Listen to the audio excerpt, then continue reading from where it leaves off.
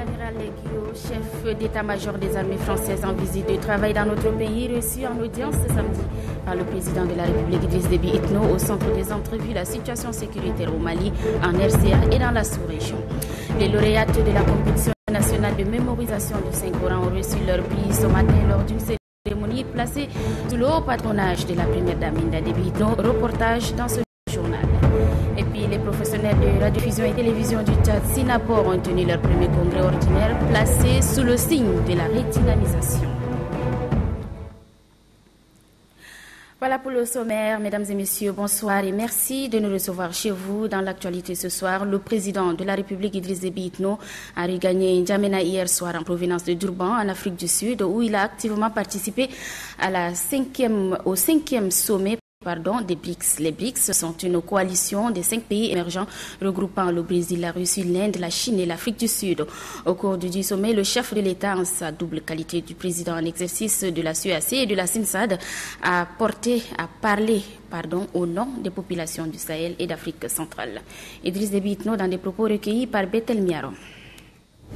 Nous avons donc pris part à ce sommet qui regroupe 5 pays extrêmement importants, dont un pays africain, l'Afrique du Sud. Ce sont des pays émergents. Parmi les 5 pays, il y en a 2 qui sont de grandes puissances, membres du Conseil de sécurité des Nations Unies. Ce sont des pays qui ont volontairement et même voulu avoir des échanges avec l'Afrique et veulent faire passer un message. Nous, pays membres de BRIC, vous Africains, nous voulons un partenariat stratégique avec vous. Voilà, je crois que le message fort qui nous a été transmis au cours de la rencontre que nous avions eue. Nous avons aussi fait passer notre vision de la coopération avec les BRIC. Nous avons estimé nécessaire que, à partir de cet instant, les sommets qui vont suivre, l'Union africaine va participer au nom de toute l'Afrique. Il s'agit d'ouvrir des perspectives nouvelles de coopération avec ces grands pays-là, des partenariats. Cette coopération peut se faire dans un cadre bilatéral, soit dans le cadre des comités régionaux, c'est-à-dire les sous-régions, les 5 sous-régions, soit dans le cadre global, en fait, disons, africain. Voilà, en gros, je pense que c'est ce que moi je tire comme résultat de cette rencontre, que je qualifie comme un résultat très positif.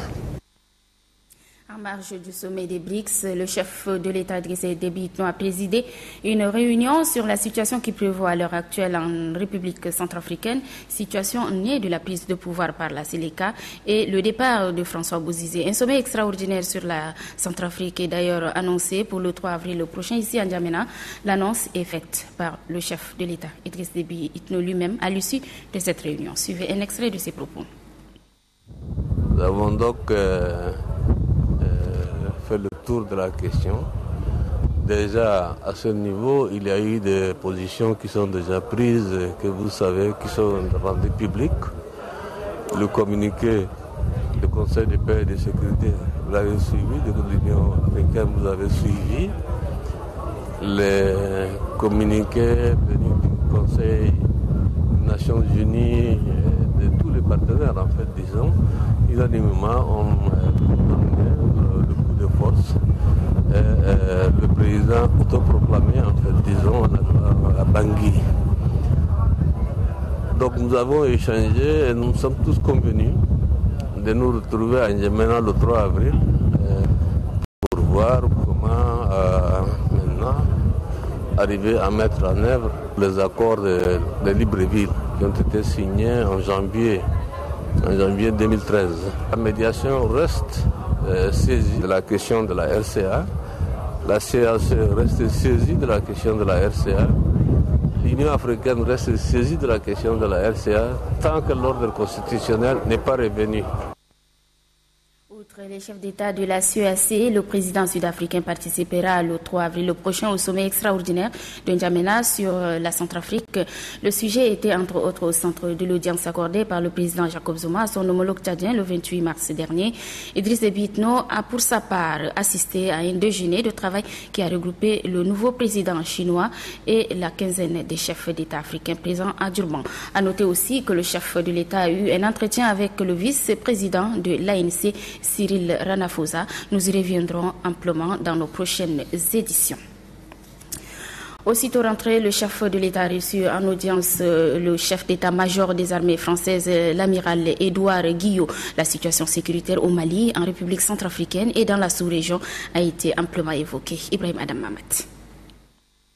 Le pont établi entre Paris et N'Djamena dans le septentrion malien est solide. Les deux pays qui mènent conjointement des opérations pour libérer le Nord Mali des mains des djihadistes se concertent régulièrement au plus haut niveau.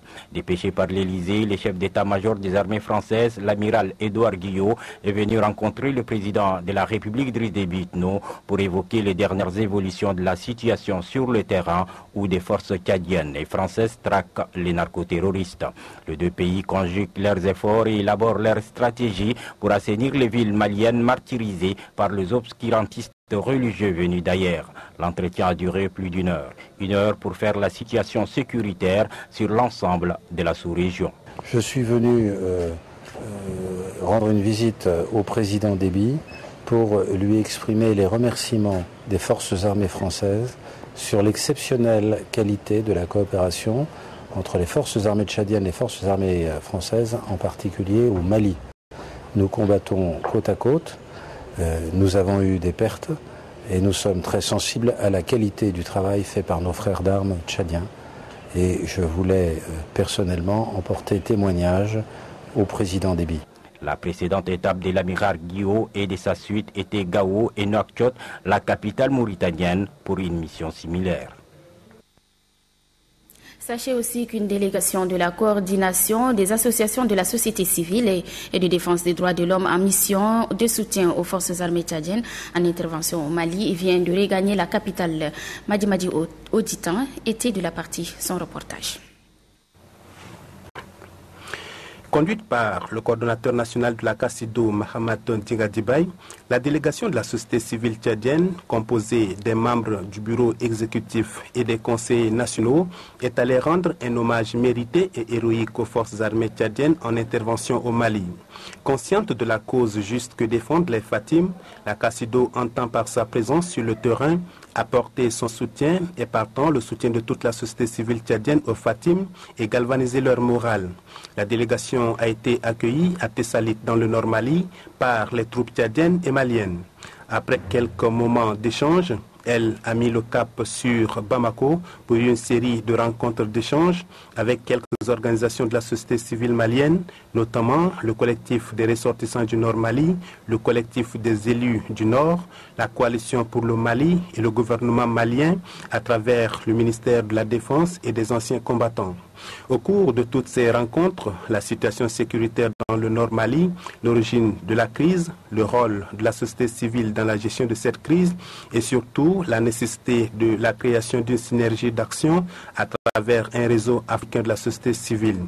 Le coordinateur national de la CACIDO a également émis le vœu de voir le Tchad et le Mali avoir des représentations diplomatiques dans les deux pays respectifs, vœu partagé également par les parties maliennes.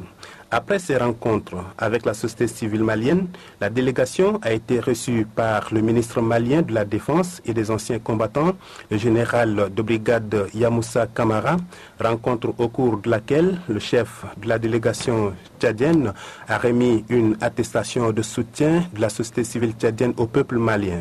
Le ministre malien de la Défense et des anciens combattants a en retour remis un maracon de l'armée nationale malienne en reconnaissance à la société civile tchadienne qui a osé aller sur le terrain pour soutenir les Fatim. L'intervention de la troupe tchadienne reste et restera à jamais gravée dans la mémoire du peuple malien. De la religion dans cette édition, 15 jeunes filles lauréates de la compétition nationale de mémorisation du Saint-Coran ont reçu leur prix. C'était ce matin dans la grande salle du ministère des Affaires étrangères et de l'intégration africaine lors d'une cérémonie placée sous le haut patronage de la première dame, Hinda Déby Itno. Cette compétition, qui est à sa deuxième édition, a vu la participation de toutes les régions du pays. Adoum Abdelkader.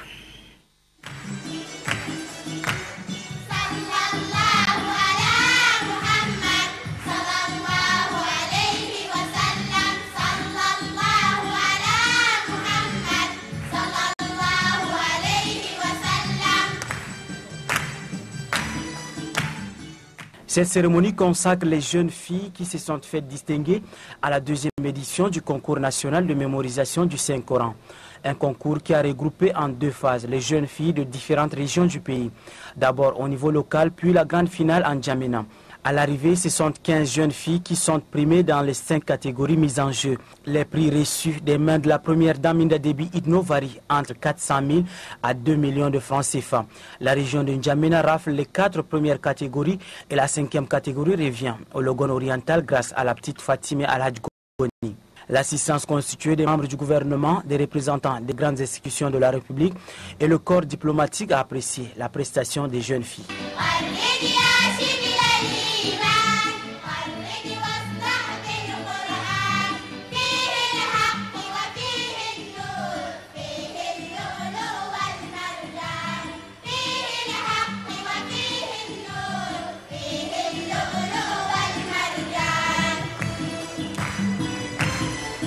Le président du comité d'organisation, Abakar Walar, et la représentante de l'association des femmes arabophones se sont relayés pour remercier la première dame Hinda Déby Itno pour son soutien à cette initiative du Conseil supérieur des affaires islamiques. Le président du CESAI, Cheikh Hissène Hassan Abakar, pour sa part, a félicité le lauréat. Il a par ailleurs émis le vœu que cette compétition ait un caractère mixte à partir de l'année prochaine. Sur demande de la première dame Hinda Déby Itno, une prière est dite pour une paix durable au Tchad. Je vous invite à présent à suivre un extrait du discours de la première dame Hinda Déby Itno ce matin. اليوم يوم عظيم وبعد من أبهاتي العلماء قالوا لي البنات والأوين بدوا بيحبوا الدين ومجتهدات بزيادة من الرجال. Aujourd'hui est un grand jour. Les ulémas m'ont dit que les femmes pratiquent plus la religion que les hommes.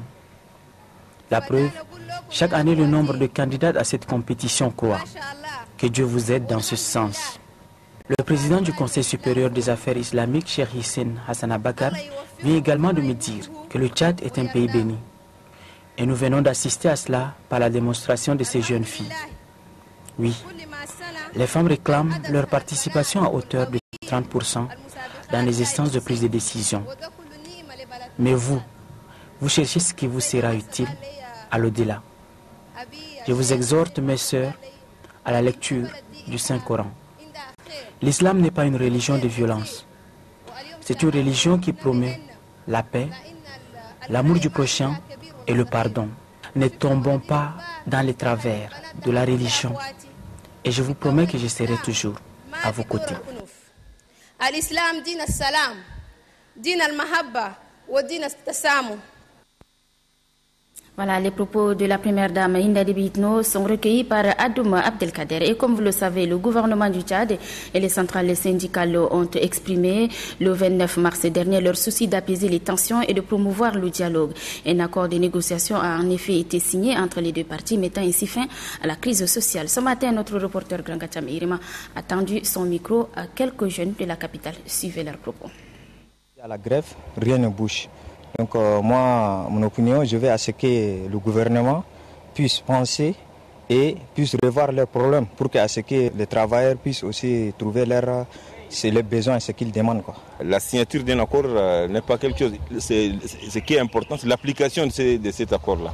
Est-ce que le gouvernement va appliquer cet accord à temps pour satisfaire l'UST et ses membres? Donc l'accord qui a été signé cadre déjà avec ce que les travailleurs désirent. Je crois que c'est une bonne chose. Si dans un pays, les hommes travailleurs et le gouvernement ont des accords, le pays est en train de se développer normalement. Le gouvernement doit penser à ce qu'il a signé et il a donné l'accord, c'est tout. Donc moi je pense que c'est très bien, ils sont entendus. Il faudrait que cela continue avec leur dialogue. Eh oui. Le tout premier congrès ordinaire du syndicat national des professionnels de radiodiffusion et télévision du Tchad, Sinapor, a lieu ce samedi. Ici à N'Djamena, ouvert par le ministre de la Communication, Hassan Sila Bakari, ce congrès est placé sous le signe de la redynamisation. Les travaux se sont achevés avec l'élection des nouveaux bureaux. Ademé Hortense. Il était question à cette rencontre de faire le point des activités menées jusque-là et au-delà élire un nouveau bureau. Le président sortant par intérim, Baïnaïsem Luc, qui a dressé le bilan de son parcours à la tête de l'organisation, a par ailleurs apprécié la disponibilité de la direction générale à dialoguer avec le syndicat. Le ministre de l'Information et de la Communication, présent à ce congrès, a encouragé le dynamisme et le courage des agents de l'ENRTV dans leurs tâches quotidiennes. Le congrès s'est achevé par l'élection des nouveaux bureaux composés de 14 membres. La présidence est confiée à Patrick Kimto, suivi de Abdoulaye Aziber Anour. Le secrétariat administratif national sera assuré par Hassan Naïkoros, secondé de Mohamed Khamis Mahadi. Le nouveau président du Sinapor mesure déjà la portée des défis à relever. Nous avons connu une période transitoire avec la nomination de nos amis à différents postes de responsabilité. Donc nous aussi on a un plan d'action. Ce serait d'abord la redynamisation de notre... prouve que les gens sont toujours attachés à leur syndicat. C'est pour ça qu'ils ont été nombreux aujourd'hui. Cela démontre que nos agents, nos militants attachent beaucoup d'intérêt à leur syndicat qui défend leurs intérêts. Le premier défi à relever, c'est quoi? C'est toujours, nous luttons, c'est pour le bien-être des uns et des autres, le bien-être de tous nos agents. Donc nous luttons, c'est pour l'intérêt général de nos agents. Créé depuis 2008, le Sinapor est un syndicat à but non lucratif, autonome, libre et indépendant. Il se fixe comme objectif la défense des intérêts matériels et moraux de tous les membres et la promotion de la communication sociale, culturelle et professionnelle.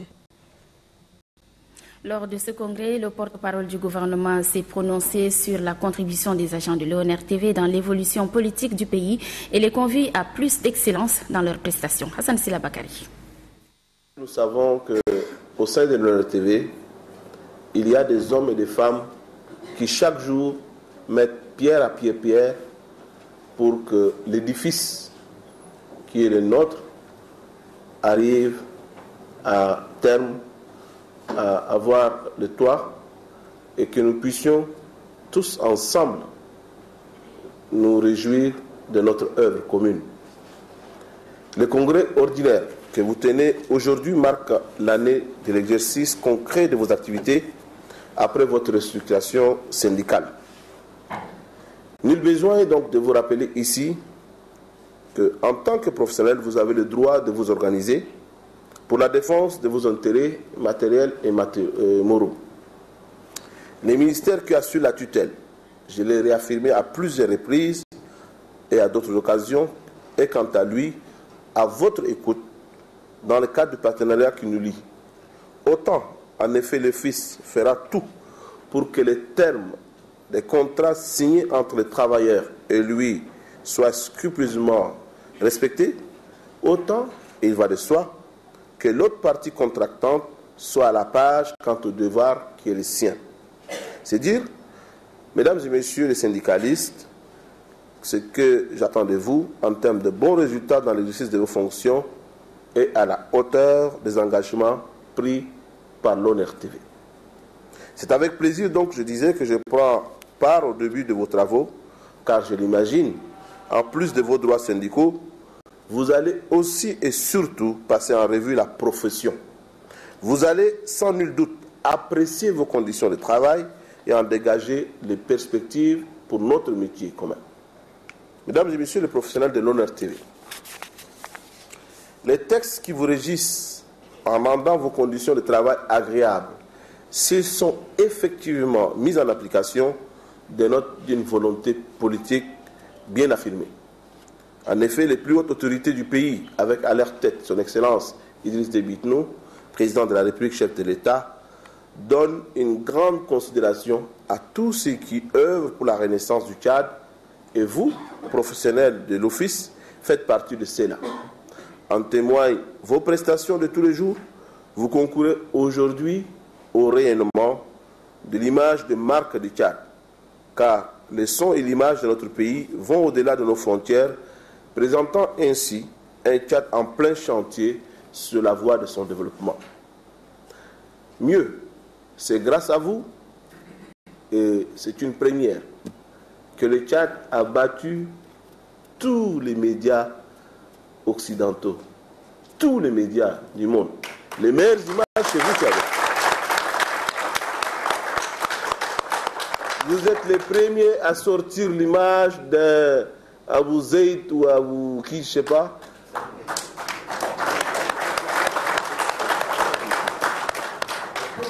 Beaucoup ne croyaient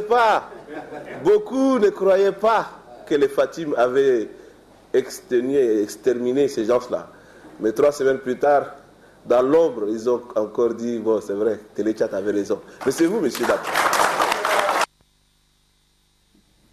Oui, c'était là le ministre de la Communication, porte-parole du gouvernement au tout premier congrès ordinaire du syndicat national des professionnels de radiodiffusion et télévision du Tchad. Je vous donne à présent la lecture de ce décret qui vient juste de nous parvenir. Décret numéro 224 portant nomination des magistrats et juges de paix dans les différentes juridictions. Les magistrats et juges de paix dont les noms suivent sont nommés dans les juridictions ci-après. Cour d'appel de N'Djamena, conseiller Abdoulaye Cheikh, Giralta Yadiber, Laman Gessangar, Djimadingarti Ngardjimti, Yaya Isen Malik. Parquet général de N'Djamena, procureur général Massingarel Kaga. Premier substitut Moussa Ouadé Dibrin, deuxième substitut Naïmeil Ramidim, troisième substitut Moussa Ali Mohamed, quatrième substitut Kat Dombaye Mbaïbem, cinquième substitut Mahmoud Keradine Boukar, au cours d'appel de Mondou, président Hassan Mohamed Hassan Kayar, conseiller Rakinga Mbaye Ngar, Madame Derbe Matibey Ndam, Mbaïtelsem Ndouba Yo. Parquet général de Mondou, premier substitut Djimrambaye Bourngar, deuxième substitut Alara Kete Sanengar, cour d'appel d'Abéché, président Hassan Yacoub, conseiller Lakoulde Moïta Dildalna, Mahamat Al-Khalil Al-Gadam, parquet général d'Abéché, substitut général Ngardjimri Betolngar, tribunal de première instance de N'Djamena, président Madame Djikolum Dembaye Kodmbaï Denise, vice-président Mahamat Idriss Mahamat, juge au siège Abdallah Mahamat Abakar, Youssouf Ali Sebil, Zenaba Idriss Saleh, Dorkagoum Boularangar Mart, Migembaï Jacqueline, Amat Adam Al-Hour, Zoua Kirgi, Nodite Mbaye Dono Orngar, Mahamat Adamou, Mahamat Ali Al-Hassan, parquet d'instance de N'Djamena, premier substitut du procureur Mahamat Issa Bachar. Deuxième substitut du procureur Abdelaziz Nangasingar. Troisième substitut du procureur Mahamat Amin Abdelmajid. Quatrième substitut du procureur Mahamat Saleh Brima. Tribunal de première instance de Mondou, juge au siège Abdelaziz Youssouf Al-Hassana Sidik Abdallah Ibrahim, parquet d'instance de Mondou, procureur de la République Abderrahman Pacha. Substitut du procureur Ndormadi Kouldjim Dem, tribunal de travail et de sécurité sociale de Mondou, président Ilina Gidinga, tribunal de première instance d'Abéché, président Tougué Adinzou, juge au siège Ouchar Al-Jazouli, Khalifa Adamou, Ali Al-Ibet Hamid, juge d'instruction Gatanamba, parquet d'instance d'Abéché, procureur de la République Oumar Mohamed Teke Dalaye, substitut du procureur Ngomasina Sou Tokoyom. Tribunal de commerce d'Abéché, président Djanguyo Tagina, tribunal de première instance de Sar, président Mohamed Mahamoudi, juge au siège Mbeassoum Rodrigue. Parquet d'instance de SAR, substitut du procureur Oumar Abdel Nebi, juge d'instruction Merci Kossadoum, tribunal de première instance de Koumra, président chargé de l'instruction Nedoué Tebdoué Gérard, parquet d'instance de Koumra, procureur de la République Abdelmoutalib Ali Abdoulaye, tribunal de première instance Dati, président chargé de l'instruction Abdoulaye Jacques. Parquet d'instance Dati, procureur de la République Djingam Nayel Ria Rai, tribunal de première instance de Mao, président chargé de l'instruction Ahmad Ibrahim Saleh. Parquet d'instance de Mao, procureur de la République Mia Salbaye Yaltebaye, tribunal de première instance de Doba, président chargé de l'instruction Seydou Edouard Azina. Procureur de la République Youssouf Tom, juge au siège Tahir Mahamat Adam, tribunal de première instance de Mongo, président chargé de l'instruction Bainodi Jérôme. Tribunal de première instance de Bol, président chargé de l'instruction Doidim Boidi, parquet d'instance de Bol, procureur de la République Kebimbo Pabame Josué, tribunal de première instance de Bongor, président Doumde Eric Mbaïkossi, juge au siège Ahmad Salimoussa, parquet d'instance de Bongor, procureur de la République Abdel Nasser Akouna, substitut du procureur Massar Baye Ngarto. Tribunal de première instance d'Iriba, président chargé de l'instruction Mohamed Alamine Massar, parquet d'instance d'Iriba, procureur de la République Abakar Abassale, tribunal de première instance de Moussoro, président Rodou Hubert, juge d'instruction Aladoumadi Gabriel, parquet d'instance de Moussoro, procureur de la République Mohamed Taha Abdel Kerim, tribunal de première instance de Faya, président chargé de l'instruction Moussa Ali Mokori, parquet d'instance de Faya, procureur de la République Djonga Arafi, tribunal de première instance de Fada, président chargé de l'instruction Mohamed Ibrahim Mahamat, parquet d'instance de Fada, procureur de la République Adoum Raterlem, tribunal de première instance de Bokoro, président chargé de l'instruction Amin Barkatalay Zaïd, parquet d'instance de Bokoro, procureur de la République Al-Kassim Aï Al-Mastour, tribunal de première instance de l'Aï, président chargé de l'instruction Mahamat Nour Adi, parquet d'instance de l'Aï, procureur de la République Didibé Pazeux Eloi, tribunal de première instance de Pala, président chargé de l'instruction Baouye Mayoum Mathias, parquet d'instance de Pala, procureur de la République Noudingar Moïse, justice de paix. N'Djamena, premier arrondissement, Lina Souarka, deuxième arrondissement, Damnodi Mbaïdou Boutar, troisième arrondissement, Ngosadoum Mbaïdoloum, quatrième arrondissement, Perkissam Ngornoïbel, cinquième arrondissement, Yamti Rémi, sixième arrondissement, Abdirahman Amat Abras, septième arrondissement, Toudirangar Odil, huitième arrondissement, Mbaï Odinang Napor, neuvième arrondissement, Mana Noé Ouye, 10e arrondissement, Hissène Barkaï, Massaguet, Mohamed Tahir Moussa, Mandelia, Ali Ndor, Hajer, Mbodou Abdoulaye Bokori, Gereda, Mbaye Segbe Albin, Gosbeida, Alassem Madinade, Benoué, Yeminge Ngardinan, Droubali Izo Haroun, Massakouri, Ngarkoral Nubata, Moïsala, Gafabe Wunging, Gore,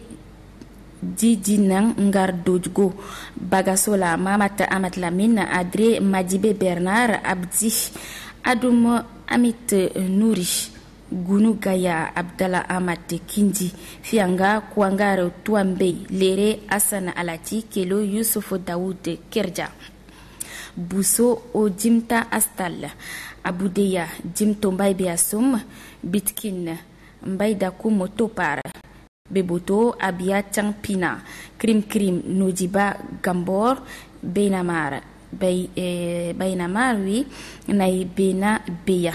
N'Djamena, le 30 mars 2013, Idriss Déby Itno. Et puis, cet arrêté numéro 892 portant nomination à des postes de responsabilité à la primature. Les cadres dont les noms suivent sont nommés à des postes de responsabilité à la primature. Directeur du protocole Naloum Burumdou maintenu, directeur adjoint du protocole Saad Sherif Moussa, directeur de l'hôtellerie Doneyebe Dimadoum Angar, Directeur adjoint de l'hôtellerie, Madame Thierry Kodingar. Directeur de la communication, Laldim Narcisse. Directeur adjoint de la communication, Ramat Tedeye Hassan. Directeur des affaires administratives, financières et du matériel, Daoud Doudoua. Directeur adjoint des affaires administratives, financières et du matériel, Madame Azekerte Jamsone Senta Magongar. Directeur du courrier et de la documentation, Zerzune Patale. Directeur adjoint du courrier et de la documentation, Madame Madirebeye Célestine. N'Djamena, le 30 mars 2013, Joseph Djimrangar Dadnadi. Voilà, mesdames, messieurs, c'est la fin de cette édition. Merci à toutes et à tous de l'avoir suivi. Le 20h de demain vous sera présenté par Elvis Tabo. Le 23h avec Adam Abdelkader. Je vous retrouve très prochainement sur Téléchat. Bonsoir.